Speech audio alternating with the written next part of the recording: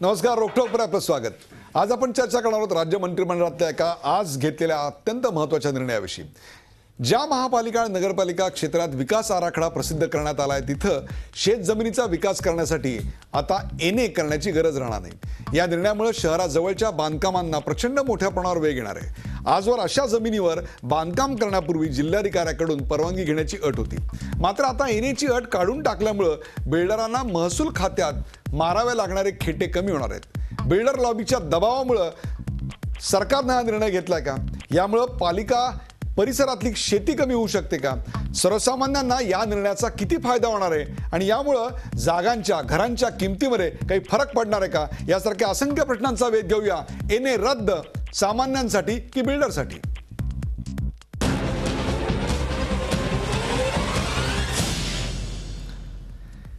NA रद्द सामान्यांसाठी की बिल्डरसाठी या कार्यक्रमात आज माझ्या बरोबर आहेत माननीय मंत्री बाळासाहेब थोरात. बाळासाहेब थोरात हे महाराष्ट्र राज्याचे महसूल मंत्री आहेत. बाळासाहेब, आपल्या या कार्यक्रमात स्वागत. आपल्याबरोबर आहेत सुनील मंत्री. सुनील मंत्री हे विख्यात बांधकाम व्यावसायिक आहेत, मंत्री रियालिटीचे प्रमुख आहेत आणि अध्यक्ष नारेक्डो या संस्थेचे ते प्रमुख आहेत. आपल्याबरोबर आहेत DS कुलकर्णी. DS कुलकर्णी हे देखील एक नामवंत बांधकाम व्यावसायिक आहेत. संपूर्ण भारतामध्ये आणि भारताच्या बाहेरही त्यांचे अनेक गृहनिर्माण प्रकल्प चालू असतात. DSK, आपलंही या कार्यक्रमात स्वागत. आपल्याबरोबर आहेत सुनील राणे. सुनील राणे हे भारतीय जनता पक्षाचे सरचिटणीस आहेत. सुनीलजी, आपलं या कार्यक्रमात स्वागत. आणि सुलक्षणा महाजन. सुलक्षणा महाजन या अतिशय ख्यातनाम अशा नगर रचनाकार आहेत आणि या विषयातल्या तज्ज्ञ आहेत. आज त्यांना या विषयावर विशेष भाष्य करायला आम्ही बोलवलेलं आहे. कार्यक्रमाला सुरुवात करताना प्रथम मी जातोय बाळासाहेब थोरात यांच्याकडे. बाळासाहेब थोरात, आज मंत्रिमंडळानं नेमका काय निर्णय घेतलाय, त्याची पार्श्वभूमी आणि त्या निर्णयाचं वैशिष्ट्य आणि त्या तरतुदी सर्वसामान्यांना एकदा क्लिअर करा, म्हणजे त्याच्यावर आपल्या चर्चा करता येईल. नाही, आपल्याकडं कोणतंही बांधकाम करायचं ठरलं किंवा इंडस्ट्री टाकायची ठरली तर त्यामध्ये आपल्याला बिगर शेती ही करावी लागत असायची. म्हणजे याला एनए आपण म्हणतो, ती एनए करावं लागत असायचं. एनए करणं ही प्रक्रिया अत्यंत क्लिष्ट आणि नागरिकांना सुद्धा खूप त्रासदायक अशी ठरणारी होती आणि सातत्यानं अनेक वर्ष म्हणजे आता ती चाललेली प्रक्रिया आहे.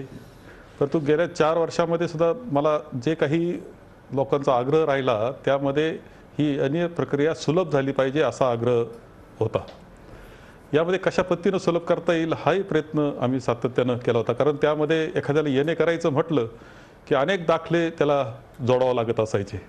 म्हणजे पर्यावरणाचा दाखला, हायवे जर जवळून जात असेल तर हायवेचा दाखला, हाय टेन्शन जाणार असेल तर त्या महापारेषणचा दाखला, आरोग्याचा दाखला, इतक्या आणि याच्या व्यतिरिक्त सुद्धा अनेक सातबाराचे उतारे, पूर्वीचे सातबाराचे उतारे, हे सगळं जोडावं लागत असायचं. याच्याकरता नागरिकाला खूप खिट्या या निरनिळ्या ऑफिसेसला मारायच्या आणि त्यानंतर कुठंतरी ते एनए होत असायचं. याच्यात काळ खूप जायचा, श्रम खूप व्हायचे, ही वस्तुस्थिती आहे.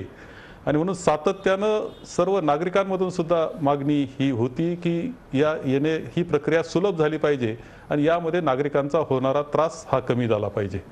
यामध्ये यापूर्वी सुद्धा खूप प्रयोग आम्ही केले. गेल्या 4 वर्षामध्ये महसूल मंत्री म्हणून काम करत असताना सुद्धा मी प्रयत्न केले. एकदा मुख्य सचिव रत्नाकर गायकवाड होते, त्यांनी सुद्धा असा प्रयत्न केला होता की तुम्ही एनए 48 तासात दिलंच पाहिजे असा फतवा त्यांनी काढला होता स्वतः. मध्यंतरी एका आमच्या कलेक्टरांनी, नाशिकचे कलेक्टर होते, त्यांनी एक सॉफ्टवेअर तयार केला होता आणि त्या सॉफ्टवेअरप्रमाणे 24 तासात एनए देता आलं पाहिजे. परंतु हे सगळं करत असताना सुद्धा शेवटी जे दाखले गोळा करावा लागत होते ते दाखले गोळाच करावे लागत होते. त्यामध्ये त्रास होणारा होतच होता आणि ते दाखले सगळे मिळाल्यानंतर ते येणे अशी तिथं प्रक्रिया होती.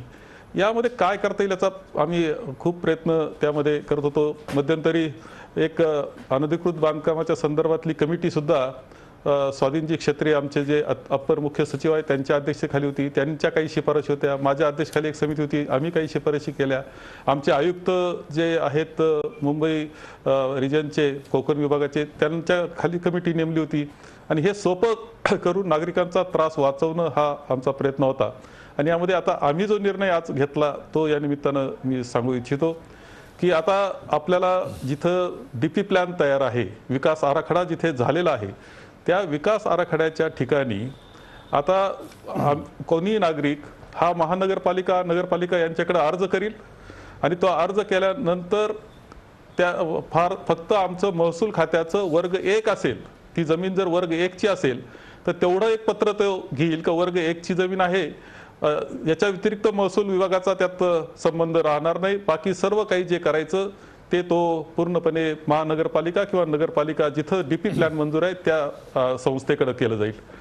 जिथं वर्ग 2 ची जमीन येत असेल तिथं महसूल विभाग फक्त एवढं सांगेल की इथं किती नजराना भरावा लागेल, कारण वर्ग 2 जो असतो त्यामध्ये अनेक कारणानं वर्ग 2 होत असतं. सरकारी जमीन दिलेली असती का तिथे, किंवा निर्णय वतनाच्या जमीन असतात, इनामी जमीन असतात, ULCची लँड असते, ह्या अनेक गोष्टी असतात का वर्ग 2 त्यामुळे होत असतात. तर ती तपासून वर्ग 2 आहे एवढा नजराना तुम्ही भरा आणि तुम्ही त्या संस्थेकडून महानगरपालिका नगरपालिकेकडून येण्याची परवानगी घ्या. एवढं 2 पत्र आम्ही त्यामध्ये देणार. बाकी महसूल विभाग म्हणून ज्या पूर्वी खूप हेलपाटे होत होते, त्रास होत होता, तो आता इथून पुढे होणार नाही. आणि 2 ठिकाणी एका बाजूला महसूल विभागाकडे जावं लागायचं, पुन्हा महानगरपालिकेकडे जावं लागायचं, हे सगळं आता आम्ही कमी करून टाकलेलं आहे. बाळासाहेब थोरात, म्हणजे 30 दिवसामध्ये एक प्रकारे येण्याचं त्यांना गतिमान प्रशासन आणि सुशासन याच्या दृष्टीनं निवडणुकीच्या तोंडावर तुमचं टाकलेलं अत्यंत महत्वाचं पाऊल आहे, बरोबर आहे?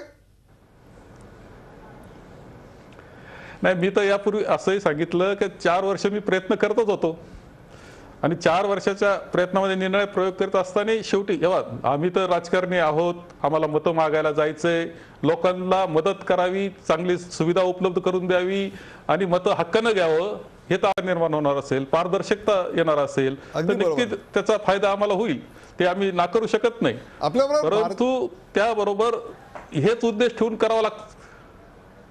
नाही, बरोबर आहे. आपल्याबरोबर भारतीय जनता पक्षाचे सरचिटणीस आहेत सुनील राणे.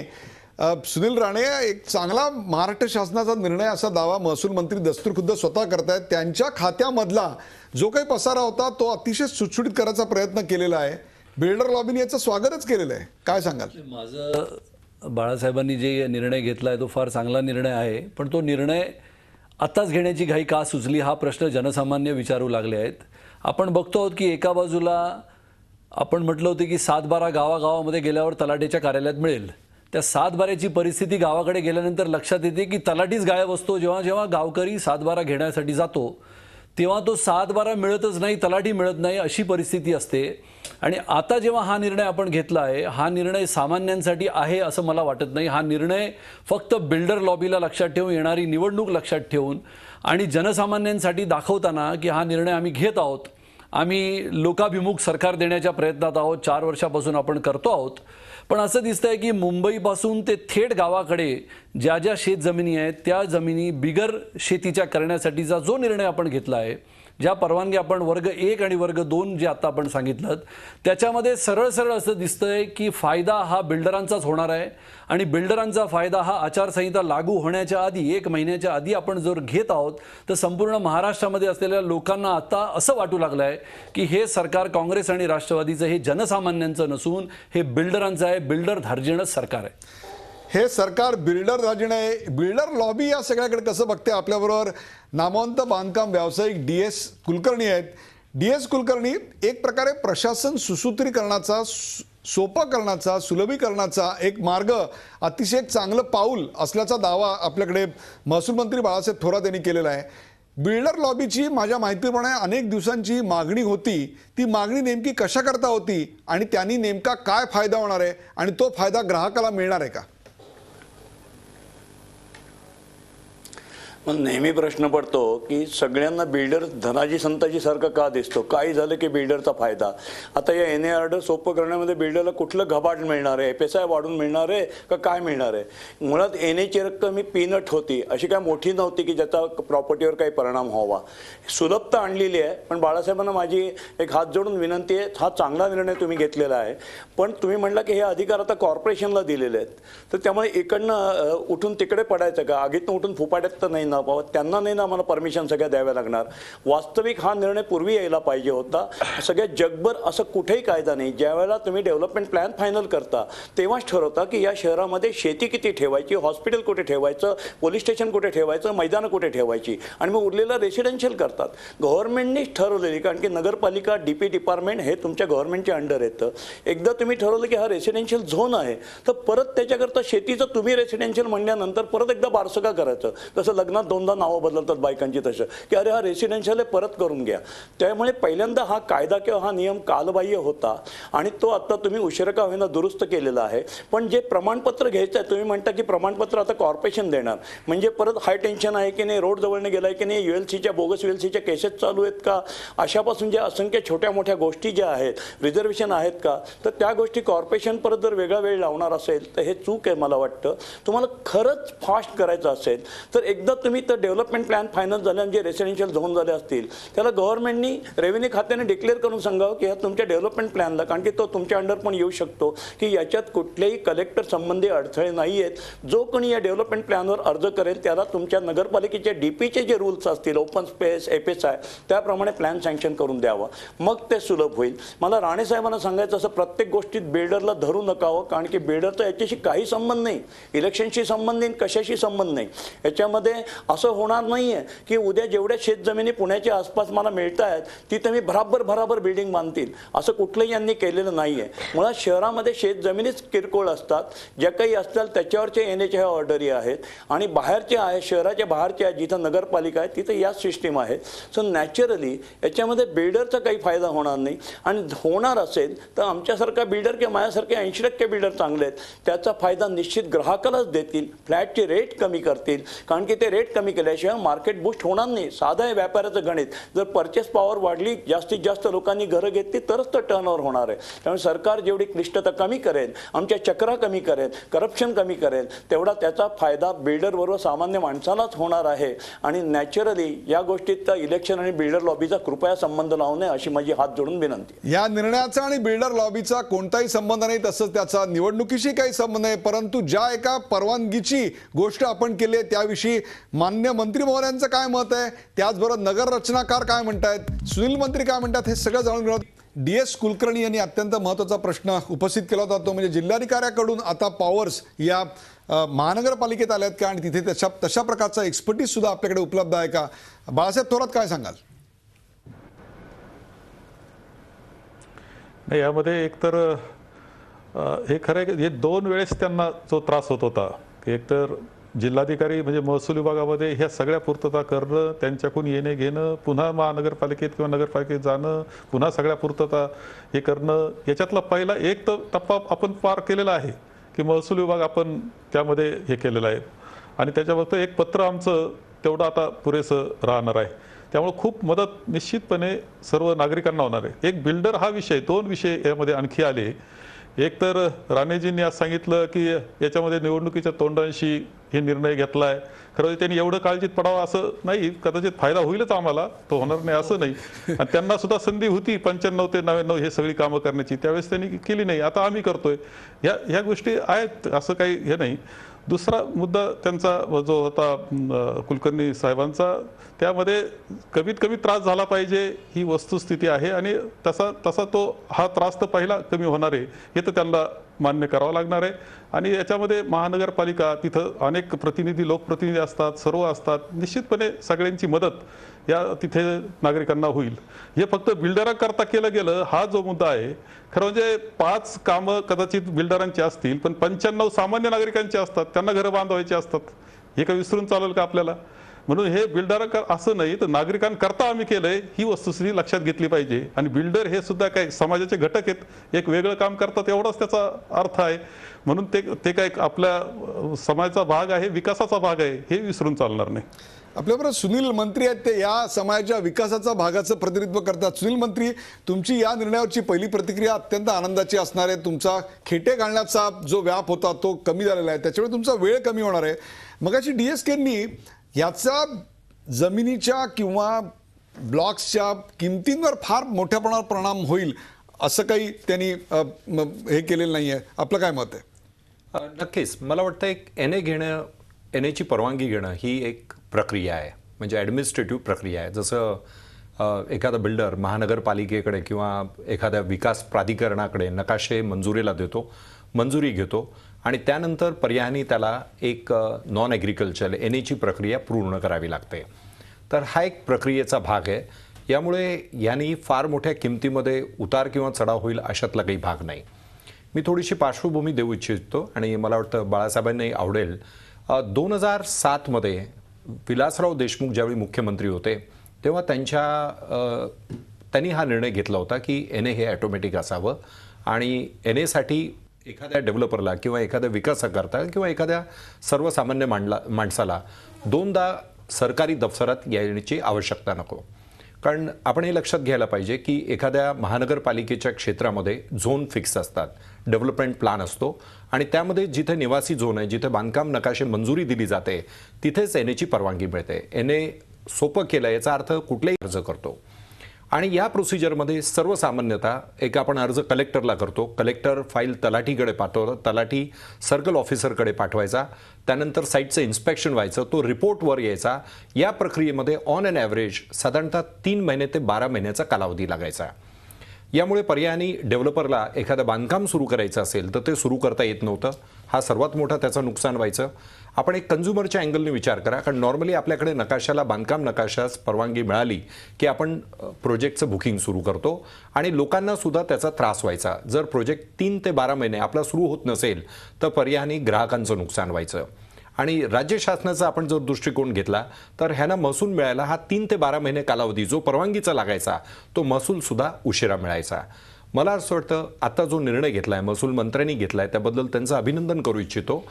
शासनाला महसूल लवकर मिळणार आहे. मला वाटतं हा एक शासनाच्या दृष्टिकोनातून तुमचे बेनिफिट आहे. प्रोजेक्ट लवकर होणार आहेत. तुम्ही किमती कमी करणार का? हा कार्यक्रम बघत असलेल्या प्रेक्षकांचा एकमेव सवाल आहे की महानगरपालिकेच्या वाढीव हद्दीमध्ये किंवा हद्दीवर असणारी जी गावं आहेत जी आता समाविष्ट करण्यात आली आहेत तिथल्या शेत जमिनी आता ऑटोमॅटिकली डेव्हलपमेंट प्लॅनमध्ये असल्यामुळे NA असल्यामुळे तुम्हाला फायदा होणार, तुमचे प्रोजेक्ट लवकर होणार आहेत. तो बेनिफिट तुम्ही आम्हाला पास ऑन करणार का? नक्की. आपण काही दिवसापूर्वी निश्चितपणे ॲज अ बांधकाम व्यावसायिक म्हणून मी खात्री देऊ इच्छितो, ही परमिशनची जर प्रक्रिया जी सर्व परवानग्या जर आपण विचारात घेतल्या म्हणजे बांधकाम नकाशे असो, NA ची परवानगी असो किंवा एन्व्हायरमेंट क्लिअरन्सचा प्रकल्प असो, मला वाटतं त्याची परवानगी असो, या सर्व परवानग्या घेण्यास सर्वसाधारणतः 24 ते 36 महिन्याचा कालावधी लागतो. आपण जर एक सिंपल इंटरेस्ट कॅल्क्युलेट केलं, 15% जर कॅल्क्युलेट केलं तर 50% कॉस्टिंग इम्पॅक्ट येतो आहे. आत्ता जे नवीन केंद्र सरकार आलं आहे, केंद्रामध्ये सरकार जे आलेलं आहे त्यांनी निर्णय घेतला आहे की रिअल इस्टेटला जेवढे रिफॉर्म्स देता येतील ते रिफॉर्म्स द्यावेत. ऑनलाईन क्लिअरन्सची पद्धत अवलंबी, रिटसारखा एक नवीन प्रकल्प आणावा ज्याच्या आधारे फॉरेन इन्व्हेस्टमेंटची गुंतवणूक होईल. नंतर FDIमध्ये रिलॅक्सेशन दिलंय. असं एकंदरीत एक प्रकारे केंद्र सरकारचं किमती थोड्या कमी होऊ शकतात अशा प्रकारचा एक दिलासा आहे. त्याचबरोबर सुलक्षणा तुमच्याकडे येतो मी. सुलक्षणा महाजन आहेत. सुलक्षणा महाजन यांचा जगभरातल्या अनेक महानगरांच्या नगर रचनांचा अत्यंत जवळून अभ्यास आहे, तिथल्या नियमावलींचा अत्यंत जवळून अभ्यास आहे. सुलक्षणा महाजन, एकतर आपल्याकडच्या नियमावली या कालबाह्य होत्या असा दावा अनेकदा केला जात होता, परंतु आता त्या सुसह्य होत असताना, त्या सुटसुटीत होत असताना त्यात काही धोके निर्माण झाले आहेत का? या निर्णयामुळं कृषी क्षेत्र कमी होईल का? आणि त्याहीपेक्षा सुद्धा जो दावा केला जातोय की 95% सामान्य नागरिकच असतात, फक्त 5% बिल्डर असतात, या सगळ्यावर आपलं मत काय आहे? एक म्हणजे की शहरीकरणामुळे किंवा NA परमिशन दिल्यामुळे महसुलामध्ये सरकारच्या वाढ होईल, कारण NAवरचा जो टॅक्स आहे तो ॲग्रिकल्चरपेक्षा शेतीपेक्षा जास्त आहे. परंतु हे क्षेत्र काही खूप मोठं नाही. म्हणजे आपण तुलना केली तर 43% भारतातलं क्षेत्र शेतीखाली आहे आणि केवळ 5% क्षेत्र का 60% क्षेत्र हे शहरांच्या जमिनीमध्ये आहे. त्या या 60% मधल्या सुद्धा ज्या खरोखर बांधकामाखाली येणार आहेत त्या क्षेत्रावरचं महसूल थोडासा वाढेल एवढाच फायदा आहे. पण त्याच्यामुळे शेती क्षेत्र कमी होण्याची भीती किंवा हे सगळे काल्पनिक धोके हे उगीचच निर्माण केले जातात असं मला वाटतं. दुसरं असं आहे की प्रक्रिया सुटसुटीत करणं हे सगळ्यांच्या दृष्टीने चांगलं असतं. म्हणजे आपण एका बाजूला म्हणतो की आपल्याला करप्शन नको आहे, करप्शन हा डिले उशिरा परमिशन देणं हा एक मार्ग असतो की त्याच्यामध्ये करप्शन वाढत जातं. तर जेवढ्या परमिशन या सुटसुटीत, सोप्या, ट्रान्सपरंट, पारदर्शक होतील आणि कमीत कमी त्रासानी कुणालाही, मग बिल्डर असो किंवा एखादा सामान्य माणूस 2 खोल्या वाढवणार असो किंवा एखादा मजला त्याच्या घरावरचा वाढवणार असो, तर कुणालाही त्रास होऊ नये. मग बिल्डरांना होतो का नाही आणि सामान्याला फक्त नाही झाला पाहिजे असा त्यात भेदभाव करता येणार नाही. खरं म्हणजे सर्वांनाच कमीत कमी सरकारीकरणाचा त्रास होईल आणि जास्तीत जास्त फायदा होईल हे बघणं सरकारचं कामच आहे. आणि नगररचनाकार म्हणून गेली 5-6 वर्ष आम्ही ही मागणी करत होतो की सर्व प्रक्रिया केवळ महसुलाच्याच देण्याचीच नाही तर अगदी महानगरपालिकेतली इमारतींना परमिशन देण्याची प्रक्रियासुद्धा सुटसुटीत, ट्रान्सपरंट आणि जास्तीत जास्त तांत्रिक पद्धतीने होणारी असावी, जेणेकरून वेळ कमी होईल. आणि घरांचा तुटवडा असताना एकेका प्रकल्पासाठी 36 महिने लागावेत ही अतिशय दुर्दैवाची बाब आहे. त्यामुळे आमचाही असं सरकारला सांगणं होतं की प्रक्रिया सुटसुटीत करणं आवश्यक आहे. अजूनही त्याच्यामध्ये प्रक्रिया सुटसुटीत करायला भरपूर वाव आहे. आणि हे 4 वर्षापूर्वी गृहनिर्माण धोरणामध्ये महाराष्ट्र शासनाने हे आश्वासन दिलं होतं. 4 वर्षांनी का होईना आज हे पुरं होतंय. त्यामुळे त्याचं स्वागत करायला पाहिजे. त्याचा फायदा बिल्डरांना होतो का नाही हा त्यातला महत्त्वाचा मुद्दा नाही आहे. ह्याच्यामुळे करप्शन कमी होईल का, वेळ कमी लागेल का, लोकांना फायदा होईल का, प्रत्यक्ष नाही तरी अप्रत्यक्षपणे किमती कमी व्हायला, वेळ कमी झाल्यामुळे नक्की फायदा होईल. परंतु सातत्याने असा निगेटिव्ह विचार करून त्याच्या विरुद्ध सारखं बोलणं हे योग्य नाही. आणि निवडणुका तोंडावर नसत्या आल्या तर तरीसुद्धा हा आरोप करताच आला असता. त्यामुळे निवडणुकीकडे पाहून केलं म्हणण्यापेक्षा गेले 4 वर्षापूर्वी दिलेलं आश्वासन पूर्ण केलं एवढंच मला त्यातनं वाटतं की ते योग्य झालेलं आहे. हे थोडंसं आधी करता आलं असतं, कदाचित 3 वर्षापूर्वी करता आलं असतं. सुलक्षणा महाजन याच्यावर निश्चितच सुनील राणे यांना प्रतिक्रिया व्यक्त करायची. बरोबर, सुनील राणे हे भारतीय जनता पक्षाचे सरचिटणीस आहेत. सुनील राणे, एखादा बिल्डर स्वतःच्या ताकदीवर नगरपालिकेमध्ये जाईल, त्याचा प्लॅन पास करून घेईल, सर्वसामान्यांची जमीन बळकावेल अशी भीती आता निर्माण होणार नाही का? कारण एने या ठिकाणी त्याला अडकवायची किंवा त्याला थांबवायची आता शक्तीच उरलेली नाही. त्याचमुळे मी सुरुवातीलाच असं म्हटलं होतं की हा फायदा आपण कोणाला करून देणार आहोत. जर जनसामान्यांना करून देणार आहोत की बिल्डरांना करून देणार आहोत, त्याच्या मागची जर मूळ भूमिका आपण लक्षात घेतली तर हा जेव्हा कायदा अस्तित्वात येईल तर त्यामागे जेव्हा आपण बघितलं असेल की मुख्यमंत्र्यांनी साधारण 2 वर्षापूर्वी सांगितलं होतं की गृहनिर्माण प्राधिकरणाची घोषणा करणार आहोत. वर्षभरापूर्वी राज्य मंत्रिमंडळाच्या विधिमंडळामध्ये हा एक कायदा प्रस्तावित केला गेला. त्याच्यानंतर त्याच्याकडून राष्ट्रपतींसाठी संमतीसाठी पाठवण्यात आला. आणि एवढं होऊन सुद्धा म्हणजे ज्यामध्ये सर्वसामान्य जनतेला बिल्डरांनी चांगल्या अथवा वाईट, जे वाईट बिल्डर आहेत, जसं DSK म्हणाले की सगळेच बिल्डर काही वाईट नाहीत, त्यामुळे जे वाईट बिल्डर आहेत आणि जनसामान्यांना फसवू पाहत आहेत त्यासाठी अध्यादेश निघून सुद्धा, राष्ट्रपतींनी कायदा संमत करून सुद्धा, निवडणुका तोंडावर येऊन सुद्धा लोकोपयोगी निर्णयाचा धडाका लावलेल्या या सरकारने हे इतकं महत्त्वाचं गृहनिर्माण प्राधिकरण अजून का केलं नाही? आपण बाळासाहेबांना विचारा. बाळासाहेब, काय सांगाल तुम्ही? गृहनिर्माण प्राधिकरण हा विषय भारतीय जनता पक्षाला आता महत्त्वाचा वाटतोय, कारण तुम्ही एक चांगलं पाऊल उचलल्यानंतर खूप मोठं चांगलं पाऊल तुम्ही का उचललं नाही असा लॉजिकल प्रश्न ते विचारतायत. म्हणजे एक प्रकारे पहिल्या चांगल्या उचललेल्या पावलाची पावती म्हणायची. काय सांगाल? नाही, ह्याच्यामध्ये आमच्या माननीय मुख्यमंत्री पृथ्वीराज चव्हाण साहेबांच्या नेतृत्वाखाली अनेक निर्णय हे गेल्या 4 वर्षामध्ये झालेले आहेत. आणि माझ्या मते त्यामध्ये त्यांनी गृहनिर्माण याला खूप महत्त्व दिलं आहे. कारण सर्वसामान्याचे घराकरता म्हणून उपलब्धता होणं हे आवश्यक घटक त्यांनी मानला आणि त्याचा फायदा अनेक ठिकाणी मिळतो आहे. हा विषय त्यांच्याशी निगडीत वेगळा आहे. परंतु याने आपण जे आता रद्द केलं किंवा महानगरपालिकेमध्ये त्याची जबाबदारी दिलेली आहे, याच्यामध्ये कुणी फसवणूक करील किंवा त्याच्यातून त्रास होईल असं मला वाटत नाही. कारण महानगरपालिकामध्ये तिथं स्वतः लोकप्रतिनिधीसुद्धा असतात आणि ह्या सगळ्याचं नियंत्रण, लोकप्रतिनिधीचं सुद्धा नियंत्रण, जवळ नियंत्रण म्हणजे महापौर असतील, उपमहापौर असतील, नगरसेवक असतील, हे सुद्धा त्यामध्ये सहभागी असतात मदती करता, याच्याकरता. त्यामुळे काही चुकीचं घडल महानगरपालिकेत हा जो मुद्दा पुढे आलाय तो मला योग्य वाटत नाही. बरोबर आणखीन एक मुद्दा DS कुलकर्णी आपल्यासाठी आहे की विशेषतः शहराच्या हद्दीवर ज्या जागा असतात खूप मोठे प्रश्न निर्माण होतात. अनेक घरांची बांधकामं ही NA नाही म्हणून अनधिकृत ठरतायत.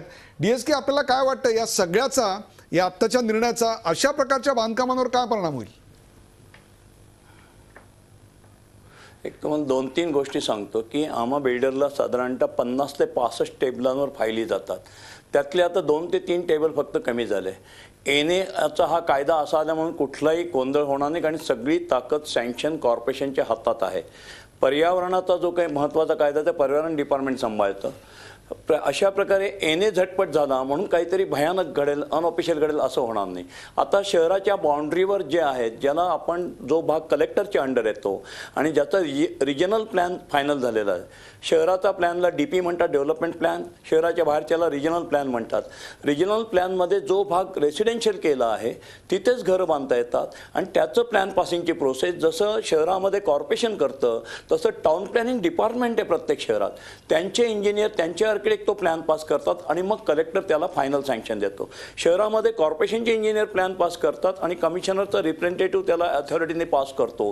तसं ग्रामीण भागामध्ये म्हणजे शहराच्या बाउंड्रीवर ते प्लॅन टाउन प्लॅनिंग डिपार्टमेंट जे आहे ते पास करतं आणि कलेक्टर त्याला अथॉरायझेशन देतो. त्यामुळे याच्यात काही फरक पडणार नाही. आता ज्यांना अनअथॉराइज काम करायचं आहे ते शहरातले रिझर्वेशनच्या जागेवर करतात आणि बाहेरच्याही याच्यावर करतात. गुंठेवारी मोठ्या प्रमाणावर होते.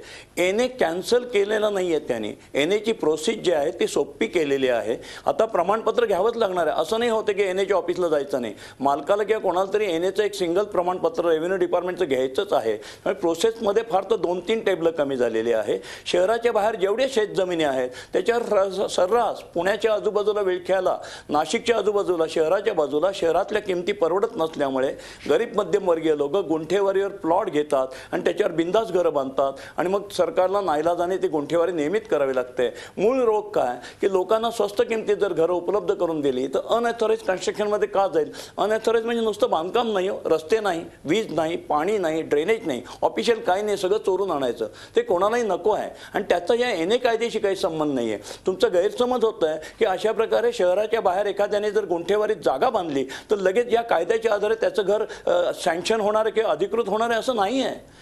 NA हा रेसिडेन्शियल झोन जिथे RP मध्ये डिक्लेअर केला आहे त्याच्याकरताच आहे आणि जिथे शेती झोन डिक्लेअर केला आहे तिथे तुम्हाला गुंठेवारी करता येणार नाहीच आहे. असं या कुठे कायद्यात प्रोव्हिजन नाही आहे. त्यामुळे ती भीती गैरलागू आहे. त्याचा कोणालाही फायदा होणार नाही. त्यापेक्षा सरकारने गृहनिर्माण जे काही तुम्हाला मंडळ स्थापन करायचे, जे कायदे आणायचे आहेत ते लवकर स्थापन करून शहराची वाढ हॉरिझॉन्टल कशी होईल आणि व्हर्टिकल कशी होईल या दोन्ही विषयांचा अभ्यास करून किमतीवर कंट्रोल आणा. जर तुम्ही सहज सुलभ घरं बांधायला दिली तर कोणी बेकायदेशीर घरामध्ये राहायला इंटरेस्टिंग नाही की त्याला अधिकृत नळजोड मिळत नाही, अधिकृत इलेक्ट्रिसिटी मिळत नाही, तिथे कोण जायला तयार होईल. तर याच्याकडे वेगळ्या दृष्टीने बघावं अशी माझी नम्र विनंती. बरोबर आहे. पण एक मुद्दा मी सुलक्षणा महाजन यांच्याकडे जातोय आणि नंतर मी पुन्हा सुनील मंत्री आणि तुमच्याकडे येतो सर, की आता NA जर आपली जागा करायची असेल कुठल्याही अडचणी विना तर गावची हद्द वाढवा, महानगरपालिकेची हद्द वाढवा. अशी हद्दीवरची गावं जी आहेत की जी आता महानगरपालिकेत समाविष्ट नाहीत, ज्यांच्या लँड्स या ॲग्रिकल्चर आहेत, त्यांना अतिशय सोपा मार्ग झाला. राजकीय दबाव आणा आणि महानगरपालिका क्षेत्रात स्वतःला समाविष्ट करून घ्या. ह्याच्यामुळे एक प्रकारे कृषीची जी जमीन आहे गावाच्या बाहेरची म्हणजे एखाद्या महानगराबाहेरची ती कमी होणार नाही का? सुलक्षणा महाजन काय वाटतं? मला असं वाटत नाही, कारण नागरीकरण हे काही शहरांच्या भोवती वेगाने वाढते, सगळ्या शहरांभोवती वाढत आहे असं नाही. आणि त्यामुळे जिथे जिथे शहरांची हद्द वाढवायची गरज आहे ती हद्द वाढवण्याला ग्रामपंचायती तत्वतः खरं म्हणजे विरोध करतायत. असं कुठेही झालं नाही आहे की घरं बांधली आहेत लोकांनी शहराच्या हद्दीच्या बाहेर आणि लोक म्हणतायत आता की आम्हाला शहरात या, असं कुठेही झालं नाही. मला वाटतं तुम्हाला नक्की माहिती आहे की वसई विरारच्या लोकांना शहर व्हायला नको आहे. डोंबिवलीच्या आजूबाजूच्या गावकऱ्यांना गावांना शहरामध्ये यायचं नाही आहे, त्यांना अनधिकृत घरच बांधायची आहेत. तर त्यामुळे त्यांना शहराची हद्द वाढवणे हा वेगळा मुद्दा आहे, तो NAशी संबंधित नाही आहे. त्याचं राजकारण वेगळ्या पातळीवर चाललेलं आहे. परंतु शहरीकरण वाढणार आहे, शहरांच्या हद्दी मोठ्या होणार आहे. त्यामुळे ग्रामीण आणि शहरी ह्याच्यामधला जो निमशहरी भाग आहे जो शहरांच्या इन्फ्लुअन्स खाली आला आहे तो सुद्धा NAच्या या नॉन ॲग्रिकल्चर झोनमध्ये येतो आहे ती प्रक्रिया सुलभ करणं या नवीन ह्याच्यामुळे जर होणार असेल तर त्याचंही स्वागत करायला पाहिजे. आणि जसं DS कुलकर्णी म्हणले की शहरं वाढणार आहेत, त्यांना विरोध केला तरी वाढणारच आहेत, तर मग तुम्ही ती प्रक्रिया अधिक सोपी, सुलभ आणि जास्त पारदर्शक करा, जेणेकरून आत्ता जो घरांचा तुटवडा आहे तो तुटवडा पुढच्या काळामध्ये नवीन शहरांमध्ये होणार नाही. जास्तीत जास्त घरं बांधली जातील, परवडणारी घरं बांधली बरोबर, जातील. अफोर्डेबल. आणि आपण ती सुनील प्रक्रिया मंत्री यांचं सोपी मत होईल. घेऊया. बरोबर आहे, सुनील मंत्री. पहा, केंद्र शासनाने हा निर्णय घेतलाय की 2022 पर्यंत भारतातल्या प्रत्येक व्यक्तीला स्वतःचं घर मिळायला पाहिजे. या दृष्टिकोनातनं आपण जर याचा अभ्यास केला तर आपल्याला अंदाजे 6 ते 9 कोटी घरं 2022 पर्यंत तयार करावे लागतील. मला असं वाटतं आपण जे बरेच प्रश्न डिस्कस करतोय की घराचा फायदा बिल्डरला होतोय किंवा हे होतोय, शेवटी असं आहे की ही घरं तयार करणं आणि जसं कुलकर्णींनी जे आता सांगितलं, योजनाबद्ध किंवा नियोजन पद्धतीने ही घरांची बांधणी करणं फार आवश्यक आहे. यासाठी आपल्याला हे लक्षात घ्यायला पाहिजे की शहराच्या पेरिफेरल भागामध्ये म्हणजे 60 किंवा 100 स्क्वेअर किलोमीटर मुंबईसारखं शहर असेल तर अप टू कर्जतपर्यंत आपण एक अर्बनायझेबल झोन तयार केला पाहिजे, जेणेकरून या क्षेत्रामध्ये किंवा या भागामध्ये एक अफोर्डेबल किंवा सर्वसामान्यांना परवडणारी घरं तयार करता येईल. आपण जर विचार केला की मुंबई शहराच्या मध्यवर्ती भागामध्ये अफोर्डेबल हाऊसिंग व्हावं हे फारसं हे अतिशय डिफिकल्ट आहे. अशक्य आहे. त्यामुळे त्याला पेरिफेरल एरियामध्ये म्हणजे 60 किलोमीटर रेंजपर्यंत जर आपण प्रॉपर इन्फ्रा तयार केला आणि 30 मिनिटात तिथे आपण त्याला पोहोचू शकतो व्यक्तीला, तर मला असं वाटतं that is a correct way. आणि त्यामध्ये NAची प्रक्रिया जी आज महसूल विभागाने निर्णय घेतलेला आहे ही एक सुटसुटीत करायचा एक प्रयत्न आहे. केंद्र शासनही असंच करतंय प्रयत्न की आपल्याला किती परवानग्या कमीत कमी करता येतील, कारण 60 से 70 परवानग्या मला वाटतं जगामध्ये फक्त भारताकडे फक्त आहे. भारतामध्ये तर मला त्या असं कमी वाटतं करण्याचं एक पाऊल आता सरकारने उचललेलं आहे. जो धोरण घेतलंय की मिनिमम गव्हर्नमेंट मॅक्सिमम गव्हर्नन्स, मला असं त्या दृष्टिकोनातनं या परवानग्या कमीत कमी असाव्या आणि त्याचा दृष्टिकोन एकच असावा की आपल्याला 6 ते 9 कोटी घरं 2022 पर्यंत कशी बांधता येतील. बरोबर आहे. त्याच्याकडे या दृष्टिकोन ठेवला तर मला कार्यक्रमाची असं वेळ संपत आलेली आहे.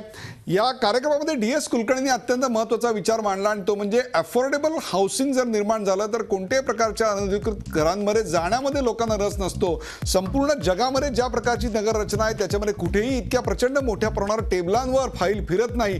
ती फाईल फिरण्याची संख्या जर कमी झाली तर निश्चितच त्याचा फायदा होणार आहे.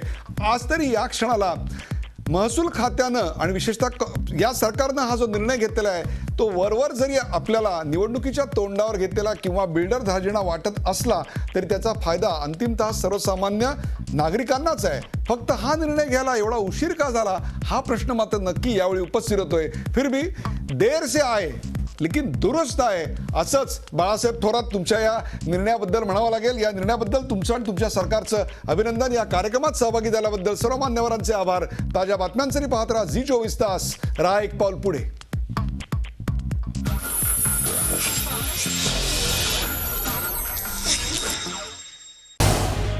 झी 24 तास रहा एक पाऊल पुढे.